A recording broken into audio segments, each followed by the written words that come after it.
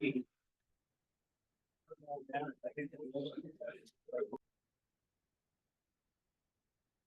you all for coming. Have a full house again, which is great to see. If you'll all stand for the pledge of allegiance. Pledge of allegiance to the flag.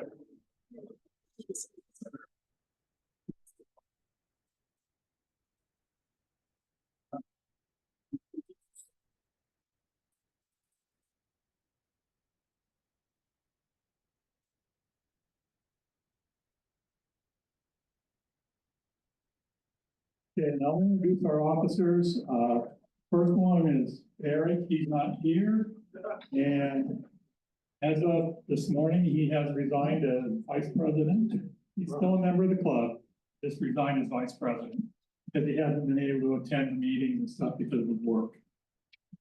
Bruce, our secretary, Norton, our treasurer, Steve, our membership and technology, Carol, thought I saw Dick too. Where did you see him back there? Over there. In the corner. Okay, Sharon, Dan Cook, and Bob Whaley. That's all of our officers right now.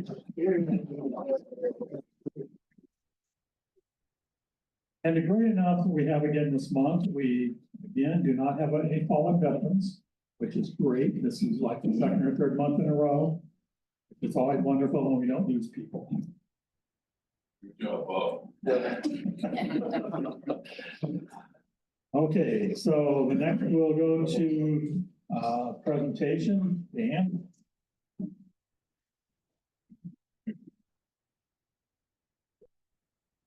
Thanks, Larry. How many of you went to the Veterans Day celebration? Come on, there's got to be more than that.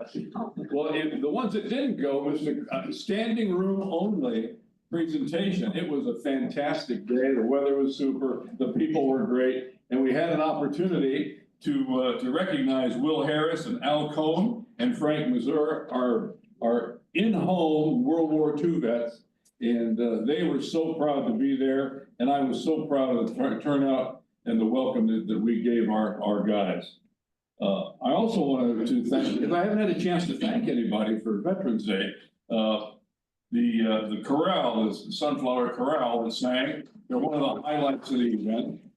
And also the Pickleball Club for the second year in a row hosted the donuts and coffee and decorated and welcomed everybody after the event. So again, hats off and thanks so much for everybody's attendance. And it was a great, great event. But the highlight this year, as it was last year, was our flag ceremony put on by the Boy Scouts of Scout Troop 130 of Green Valley. And they're sponsored by the Green Valley American Legion Post 66. And if there's one thing that I keep getting the comments back from the people is, wow, the Scouts were there. Are they still around? And they did such a good job. And you really did a second year in a row, and I want to say thank you. And I'd like you to come forward, Scoutmaster Bob Whitechurch. Come, Scoutmaster, you have to come up first. Come on. So many times the adults stay way behind here. Bob has been the guy that's led the Scouts down there for a couple of years now. And the Chief Scout, who doesn't have a job presently, but a brand new Eagle Scout.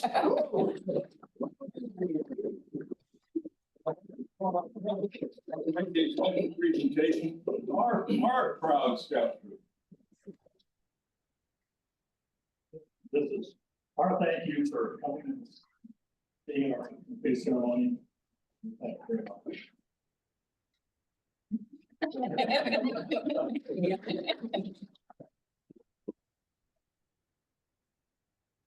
Larry's so proud. He just presented them a check for $500. Andrew is going to give us thanks.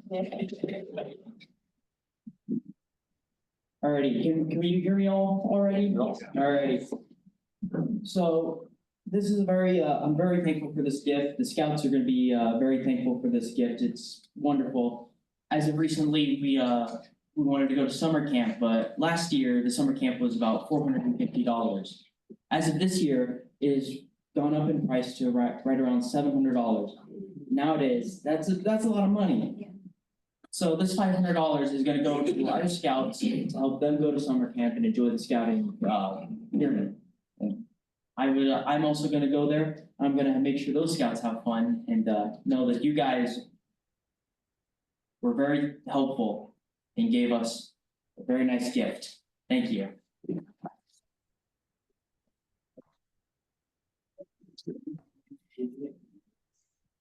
Andrew and Bob, thank you for being here, and thanks again for your support. We hope you're gonna be here again next year, because I'll get a lot of questions if you don't show. You know, 3 years ago, we had the Marine Corps League, and they finally didn't show and didn't want to support us for that particular week. So I called the Scouts, and if the Marine Corps can't do it, you always call the Scouts. Bailed down, thank you. Now I have the privilege to present our guest speaker for today, a friend of mine and proud father of an Eagle Scout, Chris Spencer. Chris is a member of our community here, and I never thought this would ever happen to me. I'm introducing somebody who was born on the year I joined the Air Force. Now that makes me feel really damn old. You are. Come on. Well, let me tell you, this guy's got more energy than anybody I've seen of his age. But Chris grew up in the East Coast. He graduated from the University of Arizona in 1987. He was a flight instructor in 1984 to 93. He joined United Airlines in 1985. He served as, and I always picture airline pilots as going to college, going to flight training, and flying an airplane.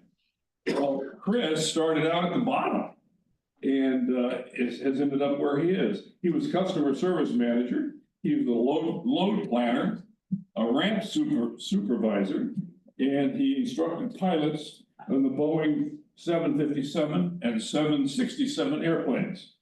In 93 to the present, he's a pilot for United Airlines. He flies now the Boeing has flown the 737 and the Airbus A320. I guess those are big planes, right? Yeah, medium. And in 2019 to the present time, he's been a pilot for the Boeing 787 Dreamliner. Now, I don't know, I don't fly anymore. Dreamliner must be a fancy plane. Just dream about it. Yeah, just dream about it. And he's our very own Sunflower resident and a fairly good pickleball player. I present Chris Spencer.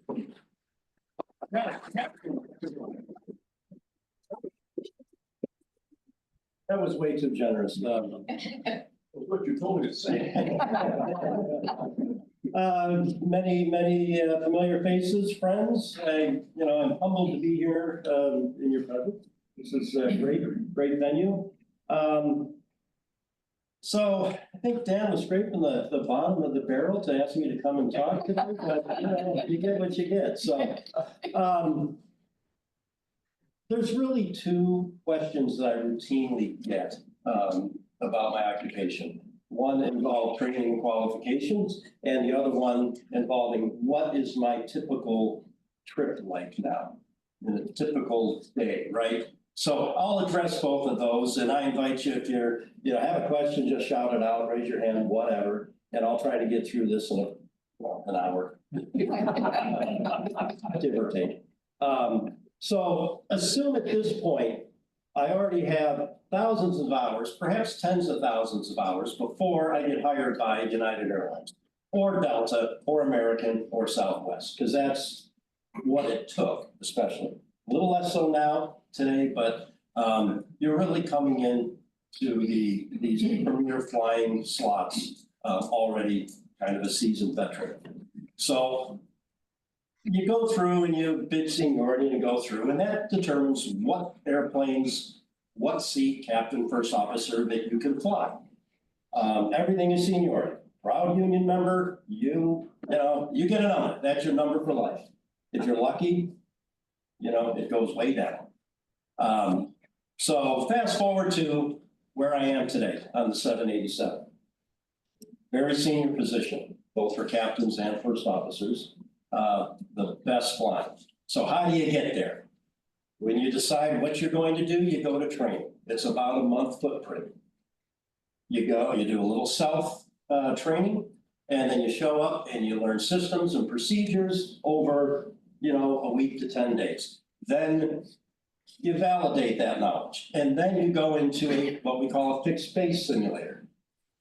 No fancy motion, nothing like that, but it has all the buttons and computers to figure out what the procedures are and how you're going to do them given the event.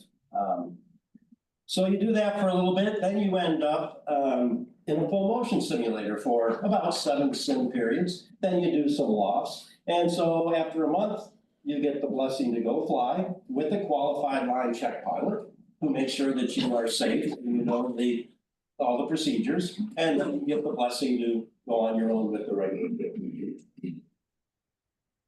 If that were all, that's just the beginning. Anytime you go to a new airplane. After that, you are going to have 9-month visits. Every 9 months, you go up to Denver, Colorado, one of the largest pilot training facilities in the world. And it's a 2-day event, and you brief, you talk a lot, and you fly a lot in the simulator, full motion.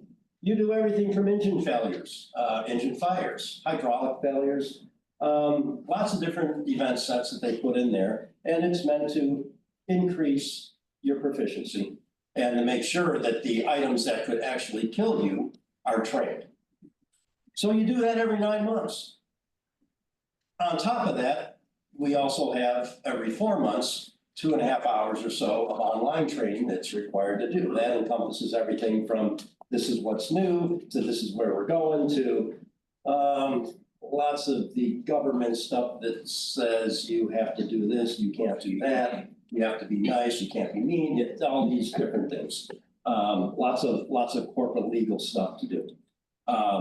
So I kind of view it very similar to, say, a physician or a lawyer who is always looking at updates, changes, and that goes on continuously.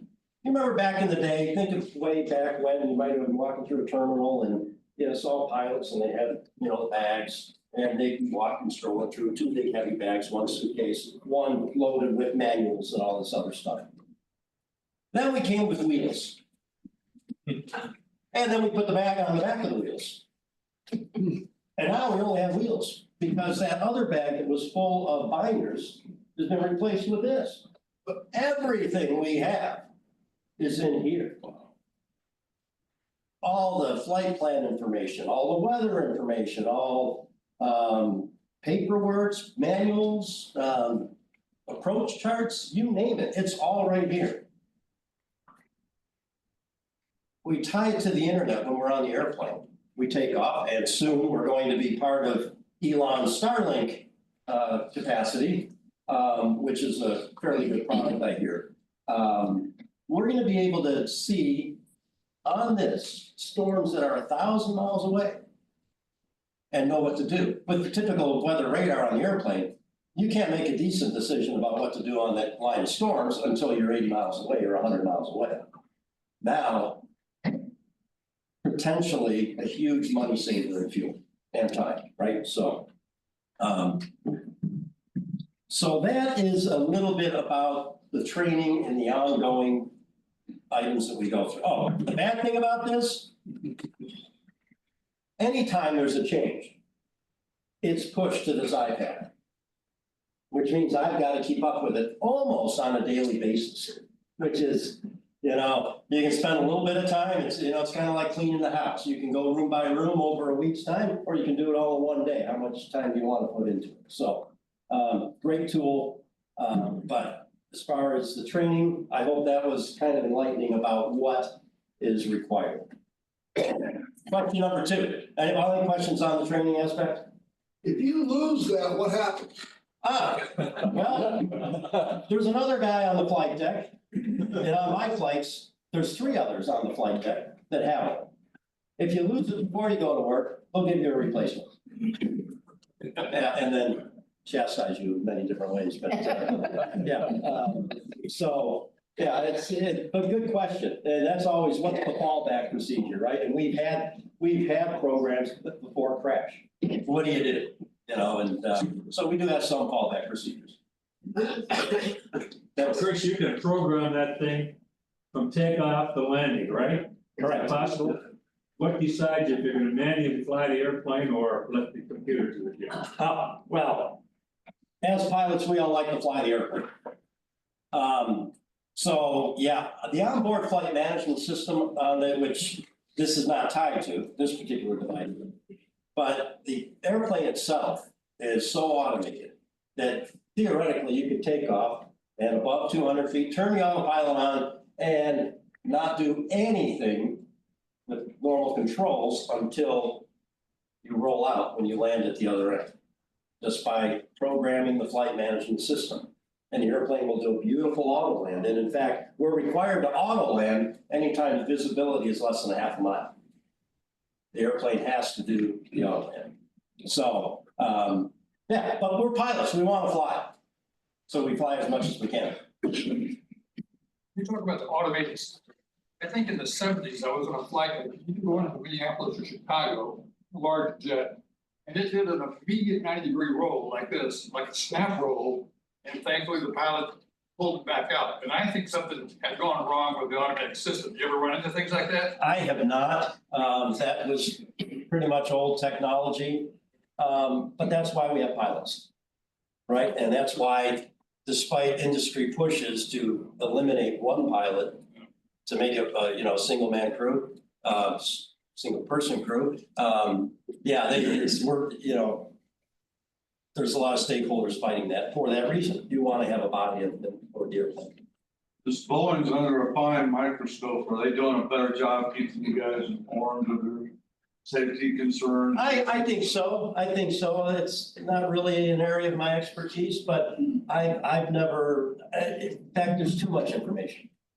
Thousands and thousands of pages of the airplane, both from a maintenance standpoint and just system knowledge and all that.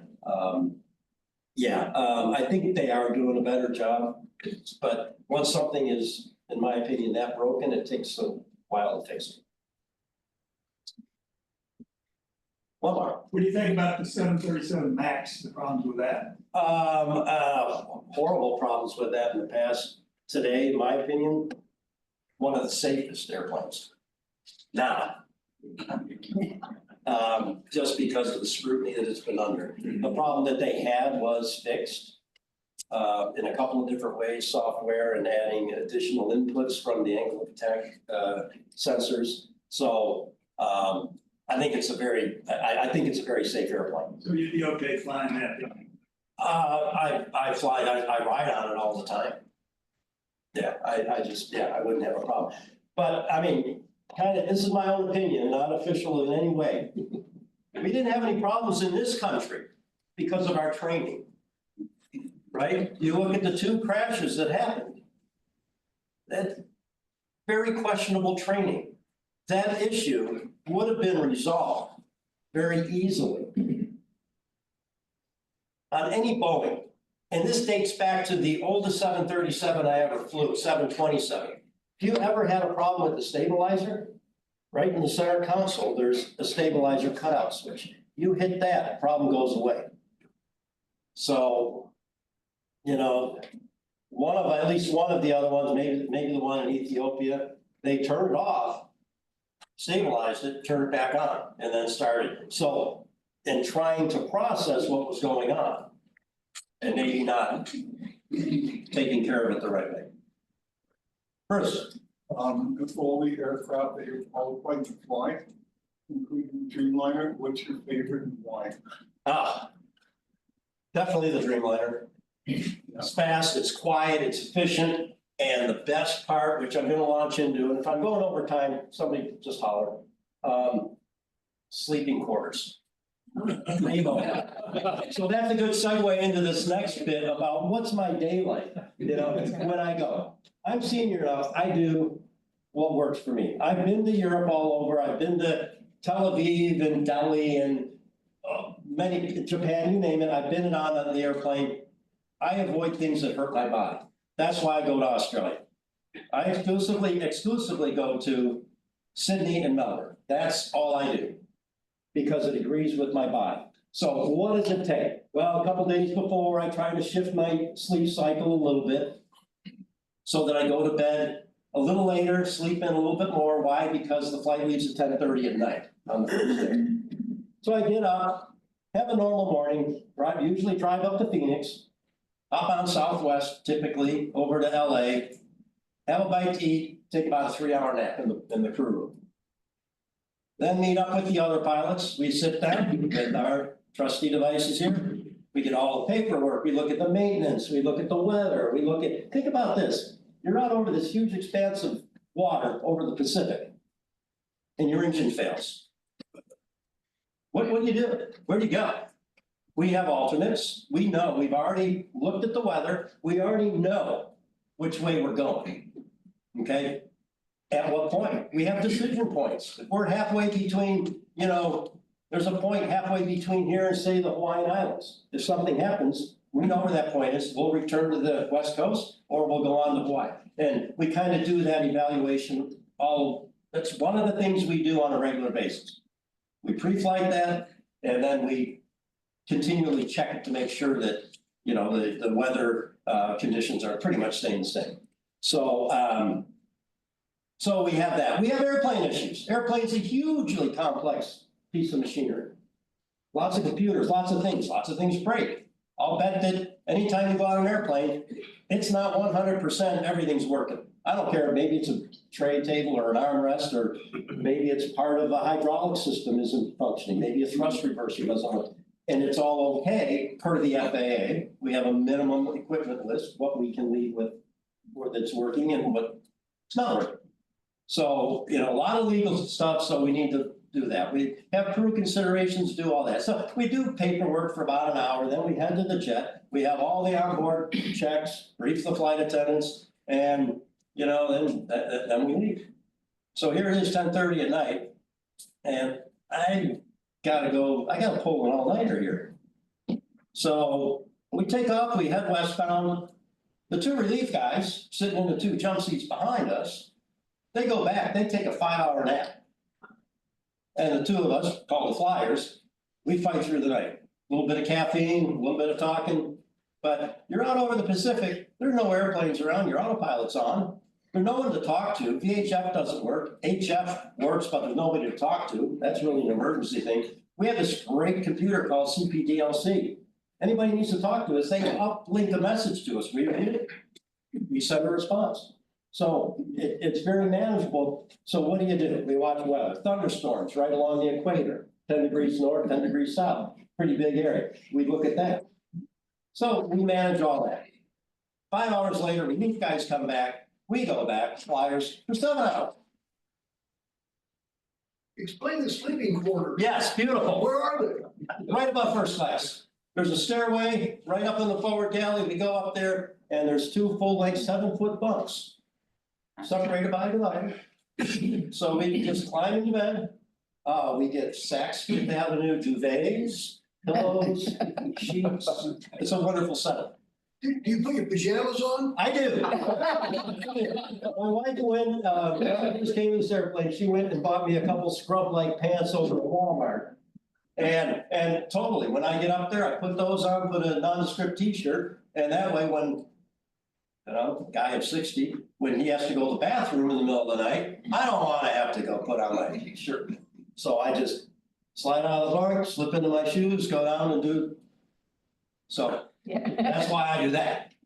So anyway, so we go up there and I usually do pretty well. I'll do usually 5 hours straight before I get up. But keep in mind now, I'm going to bed at 6 in the morning. So, how do you sleep for 7 hours? You generally don't. So then we get up at our leisure, we go back up to the flight deck and relieve the other two. They can come back for an extra hour or two. But we ready the jet, we look at the weather, how's the fuel hold up, we do all that, we land. And Explain the landing. I mean, what happened? You landed or what? Oh, yeah, but we're pilots, yes. We only auto land when we have to. Yeah, when the weather says we have to, or if maintenance sends us a message saying, can you please do an auto land, because if you don't, then it's gonna run out of auto land currency, and then the maintenance becomes a maintenance function. So, those are the two scenarios in which we would do an auto land. But yeah, we like to fly, it's an airplane, we like to fly, we like to do our thing. But the caveat is, after a 15-hour flight, we're tired. I don't care how much I slept in the bunk. And the other two guys, they've been sitting in those seats for 8 hours, 7 hours straight. So I know everybody's tired. So we just at this point want to, brief, get the flight done with and call it a day. Pardon me for struggling with this visual. But I'm having a hard time visualizing you half undressed coming down the stairs and going to the loo right in front of the first class passengers. Can you explain that for me? There's a lot of humor in there, but, yeah, we've actually had cases where pilots who are part of the crew that are on rest break, people have actually written to the company or posted on social media, here, look at this pilot, he's not flying the airplane. Especially if you have bunnies on your jammies. Yeah, exactly, yeah. It's a slippers with the moose hat on it. Yeah, you also kind of learn from it. So I always wondered what was upstairs in those rooms. And it's more quiet up there than it is in regular. No. It's not, you see. No, so you still have the air rushing by. I like that, because it has the white noise that helps me sleep. I like probably a lot of you other aviators, who are the aviators? There's some aviators here, right? Right? Hearing the white noise is good for me because I have ringing in my ears. So I like that, I need that. Drives other people crazy, but, so, yeah, but anyway, great resting facility. What's the most difficult airport to land at and why? Ooh, yeah, there's several of them, where at least United flies, but they're all domestic. You get to the international airports, they're really, really good facilities. LaGuardia is a mess. DCA is a mess. When you say a mess, what does that mean? What's that? When you say a mess, 7,000-foot runways, crossing one runway for takeoff, the other one for landing, limited tarmac space, and all in a very tight, surrounded by water and very tight airspace requirements. So, I mean, LaGuardia is your A game.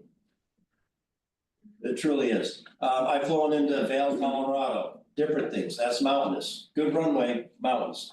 Jackson Hole, mountains, not so good runway. Little, about 2,000 feet shorter than it should be. So it requires a lot of special things. You're not bringing a Dreamliner in there, you're flying an Airbus in there. So, yeah, places like that. Orange County, short runway, 5,700 feet, but at sea level. Again, not much room for error. So, Air traffic controllers, do you have a language problem? I mean, these people have heavy accents in some of these countries, don't they? the worst controllers in the world are Scottish. No, they're, nothing about their capabilities. The language is very tough, but I speak Scottish. So I've come, our middle son lives in Scotland. He's been there 8 years with his family. We go there a lot. I understand the Scots mostly. So certainly from an air traffic control perspective, I understand that. Japanese controllers, lots of issues with ours and stuff like that. You have to listen pretty closely, but generally, English is the international language, right? But you go to some of these places, including Mexico and China, they're speaking their language to their crews. They're speaking English to you. So You know, one of the things we take for granted here or anyplace else where it's English is we can get situational awareness by hearing what they're saying to other airplanes. There, I don't know Chinese. You kind of roll with it. So, yeah, so that, a little bit about, air traffic control. Are there any other planes that have those sleeping arrangements? 777s. The older 777s have a very, I haven't flown that airplane, but I've talked to plenty of pilots who have. The older ones, they kind of have a set of bunks on the side before you enter the cockpit door. They're over here, very uncomfortable, very noisy. The newer ones, they have put them above first class as well. The subject is appropriate, but it sounds like we're talking about flying issues. Okay? So recently, there's been a congressional hearing about UAPs, and a lot of jet pilots have had them up close and personal. Have you ever seen a UAP that? I have not, but I get reports. Yeah. And yeah, it is a hot item. They seem to be pretty ubiquitous. Right. The UAP. Unidentified aerial phenomena. Yeah. Yeah, we get some reports of it. There was actually one. I never saw it because I was sleeping, but coming back from Australia up through there pointed to the northeast, there would be flashing lights and stuff like that that have been unexplained and, you know. Sure. Thank you. Yeah. Yes. You didn't say what the turnaround was on that flight to Australia. Perfect. So all of those Australia flights, most of them, it depends on whether it's a 4-day, a 5-day, or a 6-day trip. But the 4-day trips, we land at about 8 in the morning. Well, we'll call it 9 in the morning. We leave at 11. So it's a 26-hour turnaround. Very, very highly efficient trip. Why is that important? Because I don't like to go to work. So I only have to go to work 2 or 3 times a month, determined by what the company gives us a range of scheduling. Because 3 trips to Sydney is 86.5 hours. The maximum I can do is 90 in any month. Plan, schedule. So that's why I like those. I'm out and back. Is that a nonstop from where? LA. I'm currently based in LA. I was based in San Francisco. So United has a ton of flights. Like out of LA, it's Sydney, Melbourne, Brisbane, Shanghai, Hong Kong twice a day, Narita in Tokyo, Haneda in Tokyo, all over. And up in San Francisco, it's that times 5. I flew from Hawaii to Australia, and then stopped in, what was it? Some island. Marshall Islands. Marshall Islands, yeah. That was the old DC-10. That's when we didn't have and that's what the 787 has allowed. The efficiency of that airplane to go 16, 17 hours. I've flown San Francisco to Singapore 17 hours. So that's a long way out there. We didn't have airplanes that could do that. All the airlines, United and, well, now Delta, used to be Northwest, we had mini hubs in Tokyo. So we fly everything into Tokyo and then we go off to Bangkok and then we go and do all these other things. Those are largely gone because we have an airplane now that can get way out there. So, yeah. We have a grandson that's got his pilot's license at 16. He's right now doing something. He'll be back in a year and a half. He's debating whether he wants to be a commercial pilot. What advice would you give him? And what directions? If he loves to fly. And shortages that are going on right now. Yeah, well, yeah. If he wants to fly, now's the time to fly. That wasn't the case when I was hired, even into the 2000s after 9/11. That wasn't. I advise my own kids who are, late 20s and 30s, don't be pilots. Be smart, do something else. But now, because in the past, kids would rack up all the $150,000 worth of debt to get hired on with, some commuter that's paying you $17,000, $20,000 a year. The math doesn't work. And that is partly what created pilot shortages. Why would you do that?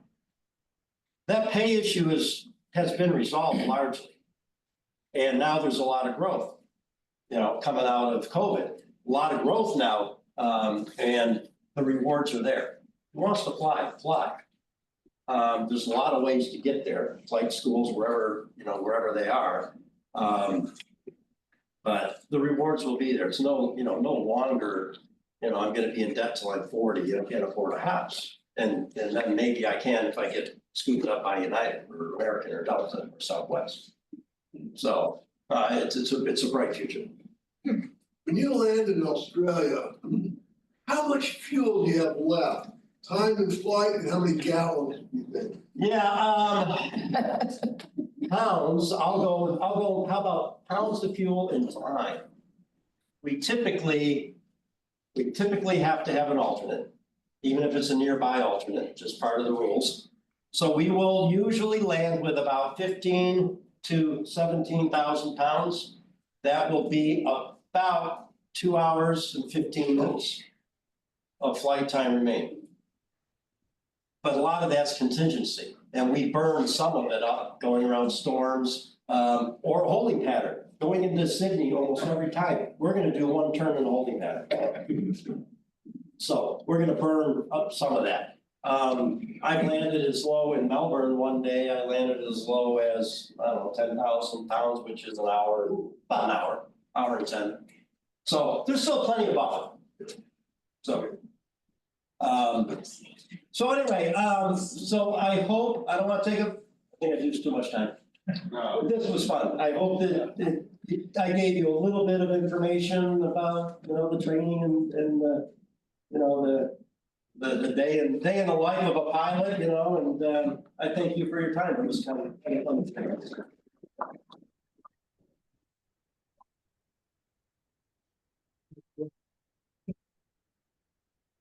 Thank you very much.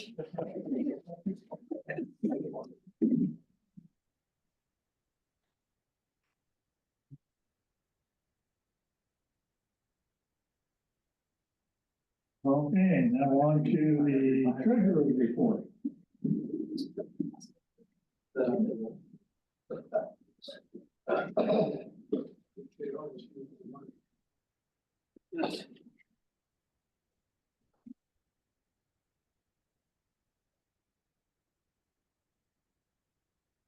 Morning. Good morning. This is going to be sort of a two-part treasurer's report because this meeting was moved to the middle of this month and there's been some expenses already this month. But from December 1st to the 31st, we started with a balance of $4,509.12. On the 4th, we had a $96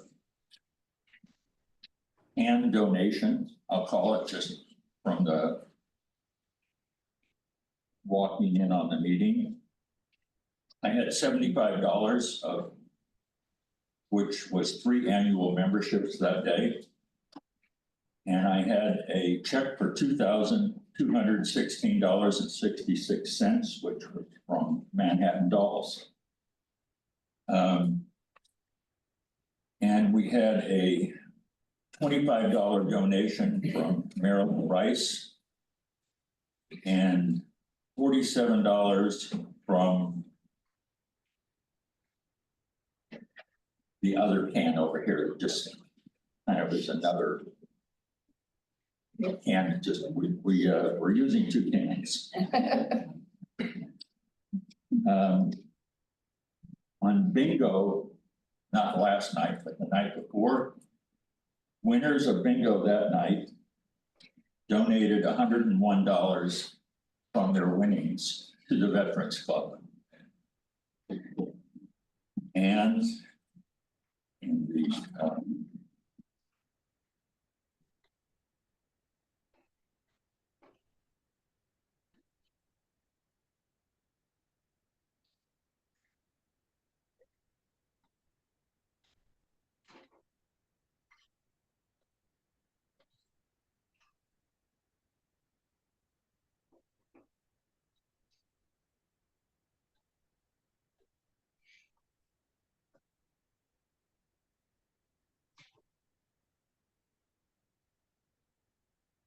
within my notes, but I don't just go through and look for them.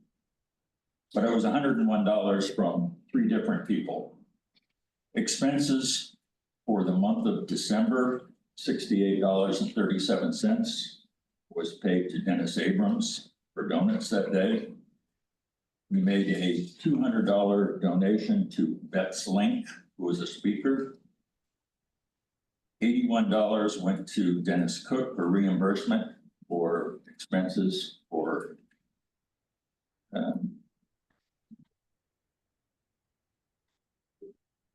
his, what do you call it?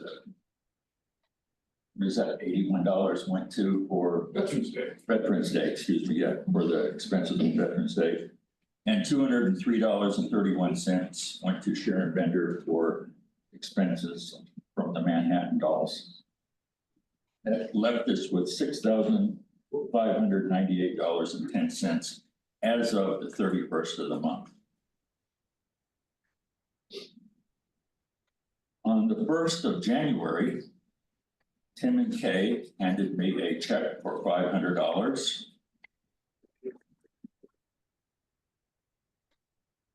The sale of a house. And today I gave checks to be presented to the veterans, the VAVS, Patriots Pantry for $2,000, just to the VAVS for $1,000.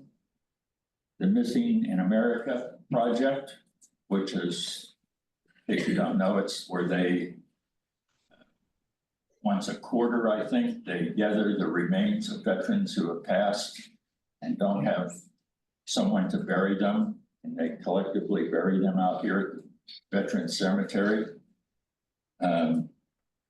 And then $500 to the Boy Scouts, which leaves us with a $3,098.10 balance as of the middle of this month almost.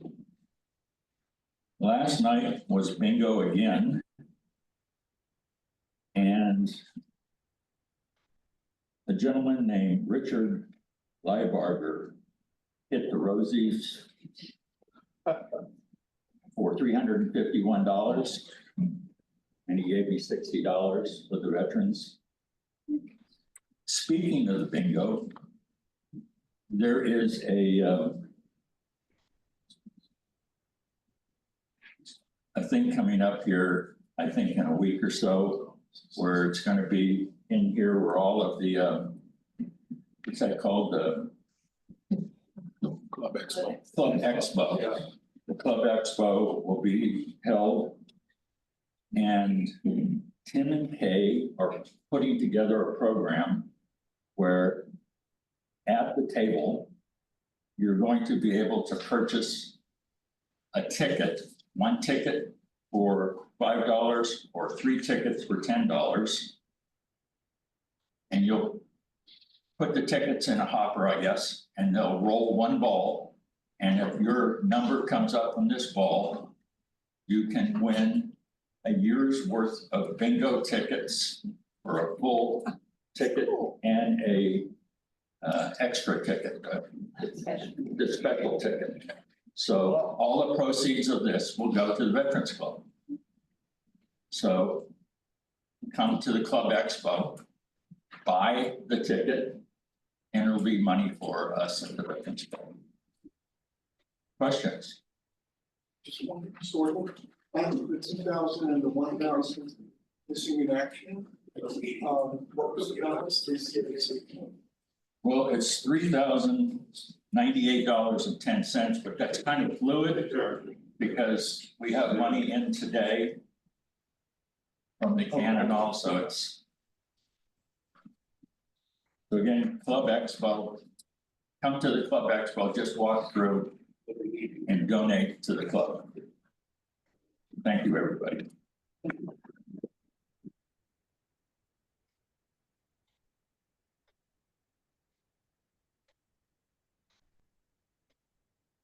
Okay, on to old business.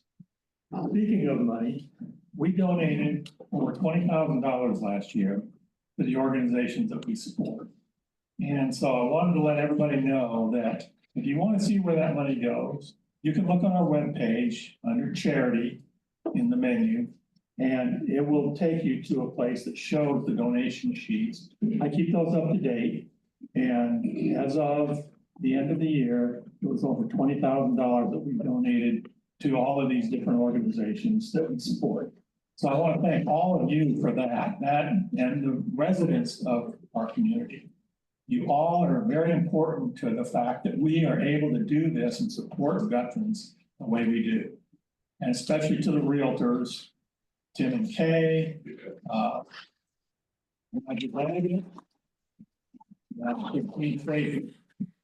they donate a lot of money to us and we really appreciate it.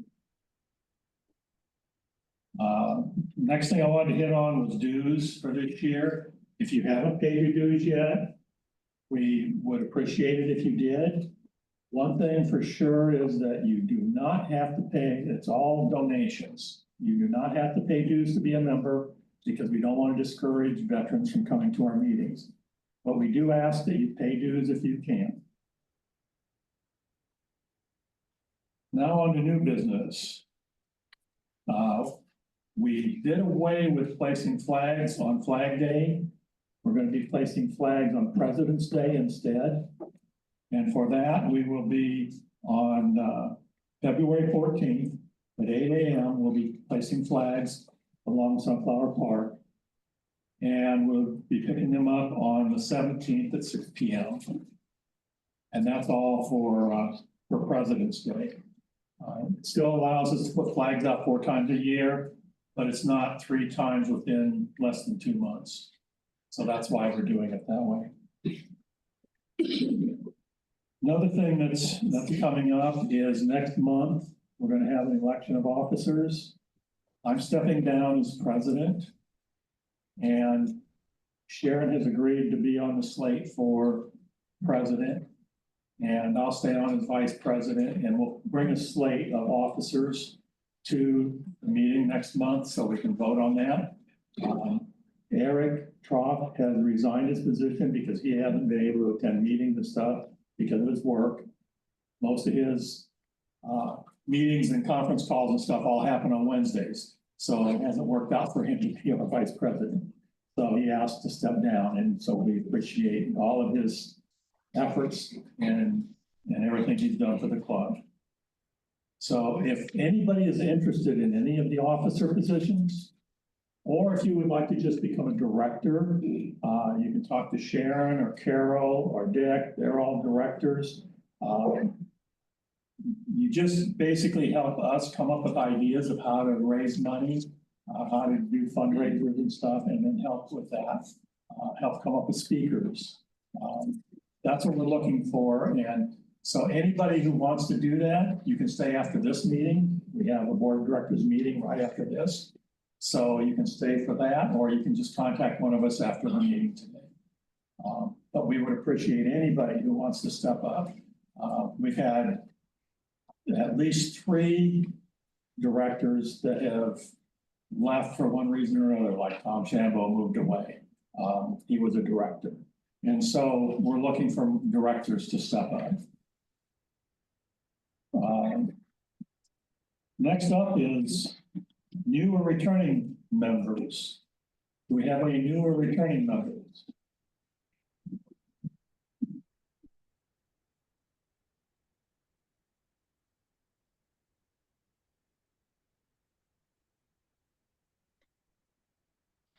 Name is Alan Hawk.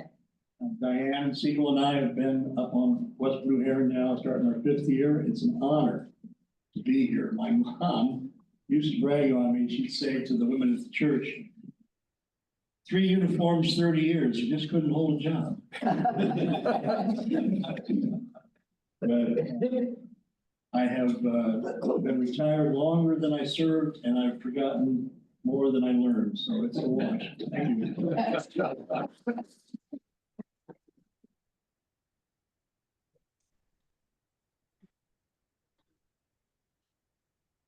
I'm Joyce Taylor and I just moved here from Oklahoma and I'm gonna be snowbirding this year, but hopefully full-time in the next couple of years.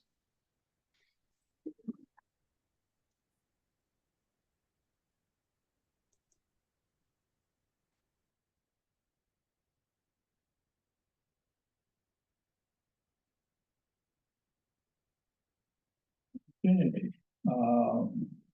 now we're down to the good of the cause, and I know Whalen wants to say something, so now it's yours.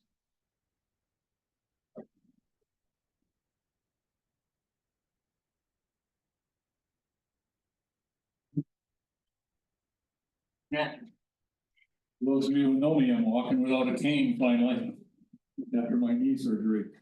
The reason I wanted to come up here was that several years ago, a friend of mine that I grew up with was in the Air Force, and he did his training with John McCain. And he told me about a book that had been written about prisoners of war from Southeast Asia. And that helped me get in touch with one of the prisoners with John McCain by the name of Charlie Plum. Charlie Plum was one of the longest serving prisoners of war in Southeast Asia, like 6.5 years plus. And I wanted to try to get him to come to this meeting here and present, but it was astronomical what the price was. But anyway, the book that I ended up getting was called Honor Bound. It's the American Prisoners of War in Southeast Asia from 1961 to 1973. And I'm going to donate this book to the Sunflower Veterans, and it'll be in the library for anyone to use.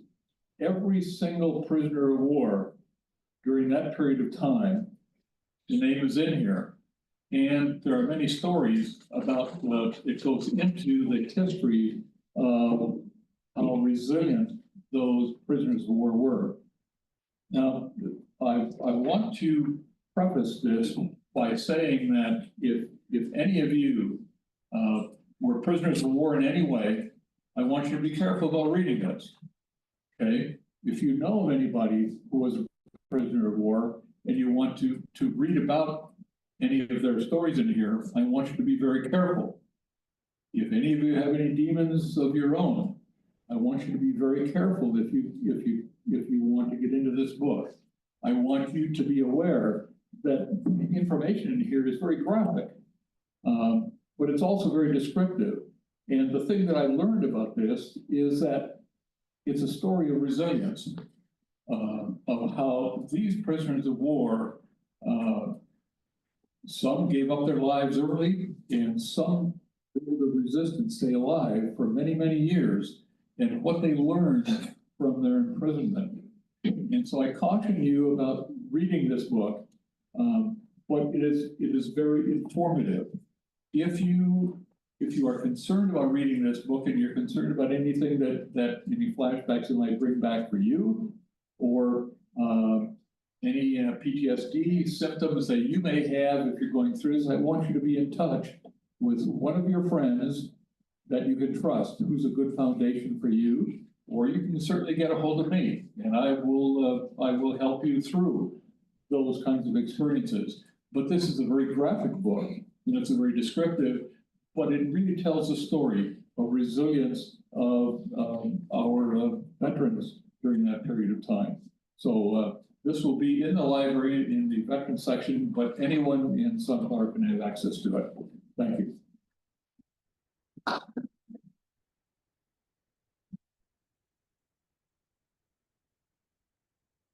Anything else for the good of the cause? Well, then, oh. Yeah.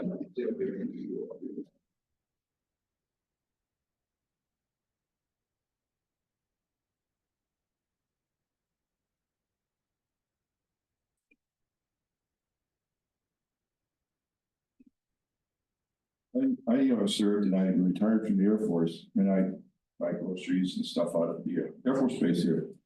And quite a while ago, of course, if you served just for a couple of years, you can't go out to the commissary unless you're disabled.